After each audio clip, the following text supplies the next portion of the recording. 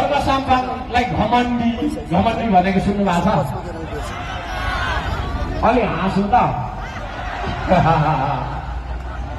है, घमण्डी होइन। अघि भर्खरको हाम्रो शिर गीतले, मैले यहाँ बोल्नुभन्दा अगाडि गाएको हाम्रो गीतले भने जस्तो स्वाभिमानी म अभिमानी होइन, घमण्डी होइन। तर यो देश कसैले बेच्न खोज्छ भने, बेच्नु पाउँदैन भनेर कराउँदाखेरि म घमण्डी भयो भने आज जति घमण्डी छ त्यसको 10 गुणा घमण्डी बन्छु भोलि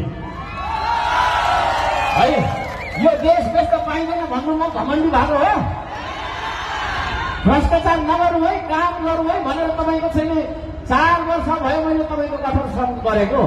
कुनै जनप्रतिनिधिले, कुनै तपाईँको सार्वजनिक पद धारण गरेको संसारमै नेपालमा मात्रै होइन, संसारमा कुनै मेयरले फाटेको लुगा लगाई जनताको सेवाको लागि 4 वर्ष श्रमदान गरेको रेकर्ड छ।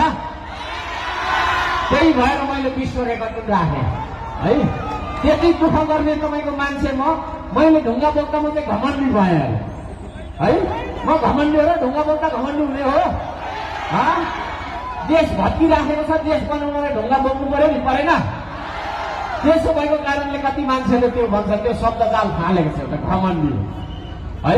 असमान सन्धि सम्झौता गरेर यो देशलाई बेच्नुपर्छ भन्नेहरूलाई खबरदार भनेर भन्दाखेरि म चाहिँ घमण्डी भएँ। त्यसलाई घमण्डी भन्छ भने त्यो भन्दा म 10 गुणा धेरै घमण्डी बन्छु भोलिदेखि नै।